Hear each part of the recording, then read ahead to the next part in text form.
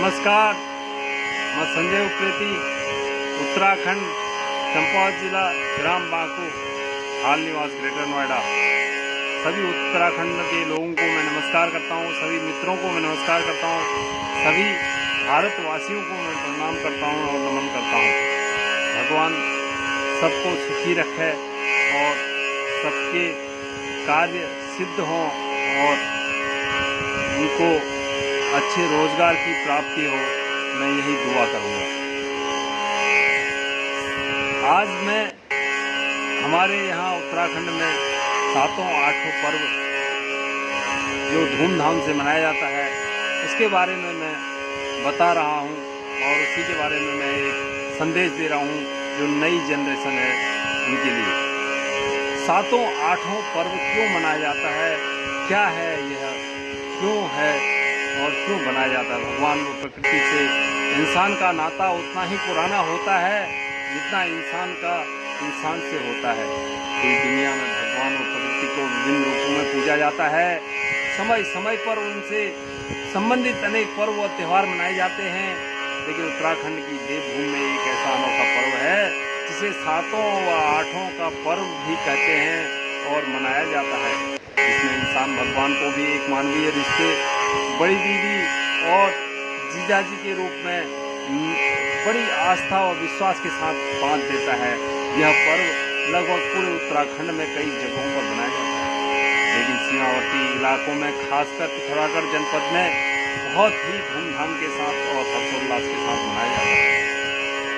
ऐसा माना जाता है कि भोलेनाथ का निवास स्थान व उनकी ससुराल इसी उत्तराखंड की देवभूमि है, इसलिए यह देवभूमि भगवान भोलेनाथ को समर्पित है। इस पर्व के दौरान माता पार्वती को बड़ी दीदी भगवान भोलेनाथ को जमाई राजा के रूप में सम्मान दिया जाता है। उनकी पूजा आराधना की जाती है।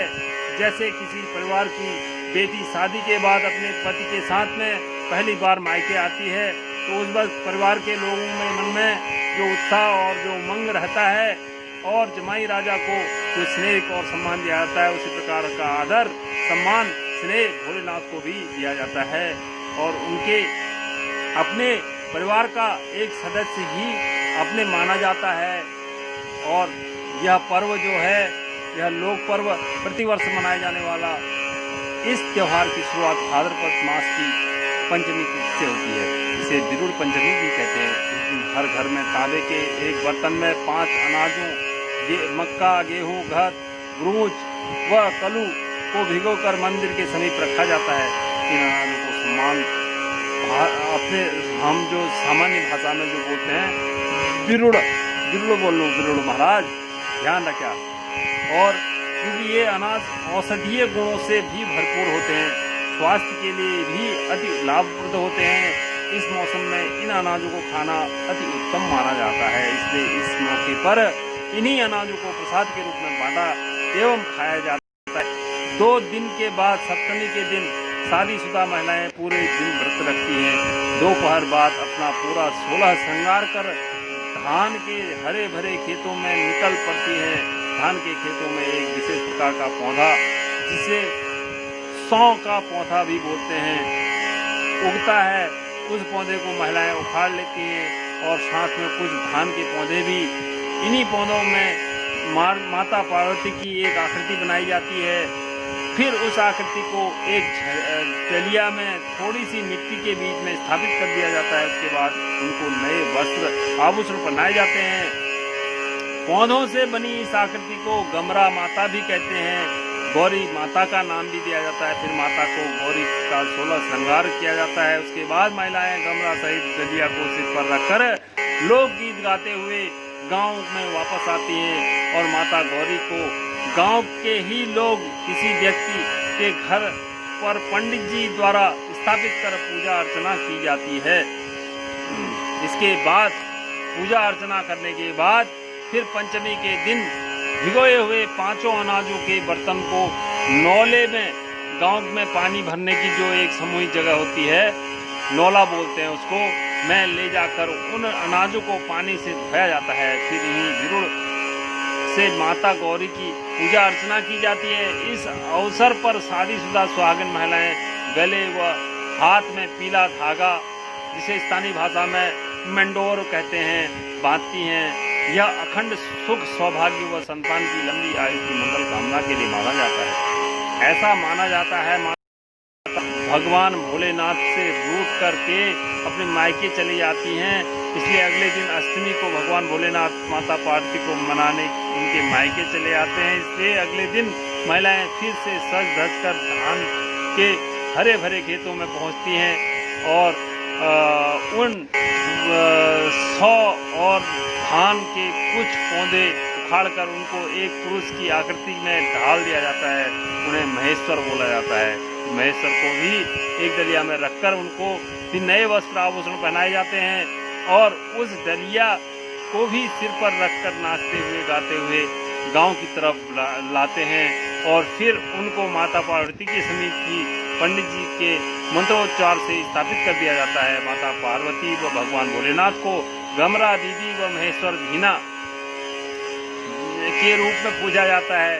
साथ ही उनको फल व पकवान भी अर्पित किए जाते हैं। इस अवसर पर घर की बुजुर्ग महिलाएं घर के सदस्यों के सिर पर इन बिरोड़ों को रखकर उनको ढेर सारा आशीर्वाद देती हैं, उनकी लंबी आयु और सफल जीवन की मनोकामना करती है, उनको दुआएं देती हैं। फिर अगले दिन 4 दिन तक गांव में प्रत्येक शाम को खेल लगाए जाते हैं, जिनमें अनेक तरह के लोकगीत जैसे घोड़े, झुमटा, झांझरी, छपेली आदि गाए जाते हैं। महिलाएं पुरुष गोल घेरे में एक दूसरे का हाथ पकड़कर नाचते गाते हुए इस त्योहार का आनंद उठाते हैं और अपने जीवन के लिए, पूरे गांव की सुख समृद्धि के लिए, खुशहाली की कामना करते हुए भगवान भोलेनाथ से प्रार्थना करते हैं कि वह सदैव उनकी रक्षा करें, वह उनकी मनोकामनाएं पूर्ण करे। हम भी भगवान भोलेनाथ पार्वती माता से यही आराधना करेंगे कि पूरे देश, पूरे विश्व का कल्याण करे, रोग व्याधियां मुक्त करें। यही हमारा संकल्प है, यही हमारा संदेश है। इसी तरह अगले 4-5 दिन यूं ही गौरी और महेश्वर की पूजा अर्चना हुआ, नाचते हुए गाते हुए हर्षोल्लास के साथ में व्यतीत हो जाता है। इसके बाद गौरी और महेश्वर को एक स्थानीय मंदिर में बड़े धूमधाम से लोकगीत गाते हुए, ढोल नगाड़े बजाते हुए ले जाया जाता है, जहाँ उनकी पूजा अर्चना के बाद विसर्जित कर दिया जाता है, जिसे आम भाषा में सेला देना भी कहते हैं। यह एक तरीके से बेटी की विदाई का जैसा ही समारोह होता है, जिसमें माता गौरी को मायके से अपने पति के साथ ससुराल को विदा किया जाता है। इस अवसर पर गांव वाले भरे मन से, नम आंखों से अपनी बेटी को, गमरा को जमाई राजा महेश्वर के साथ विदा कर देते हैं। धन्यवाद करता हूँ।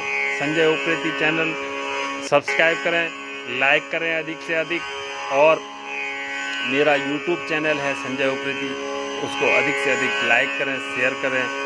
और जितने जदुले पहाड़ लोग छन महाराज सबोहन मेरी गौरा माता की शुभकामनाएं और गौरा माता बधाई और यही संदेश में बोलो शिव शंकर भगवान की जय, बोलो गौरा माता की जय। संजय उप्रेती के जन बोलिया महाराज लाइक कर, सब्सक्राइब कर। बाद में फिर नहीं है त्योहारों के लिबेर उन उत्तराखंड का और उन बार में संदेश बतून कि यो केला बनाई जस के बेर हम एक पहाड़ बैठे बिलोंग कर लूँ महाराज। शिव जी स्थान ले वहीं से, ससुराल ले वहीं से और घर ले वहीं से शिव जी। तो शिव जी जो सन तो हमारे एक परिवार सदस्य सन, हम सब उत्तराखंड वासी हैं। उन्हों कृपा रहो, सुख शांति हो, धन संपदा रहो शिव जी, उन्हों कृपा रहो। धन्यवाद, धन्यवाद।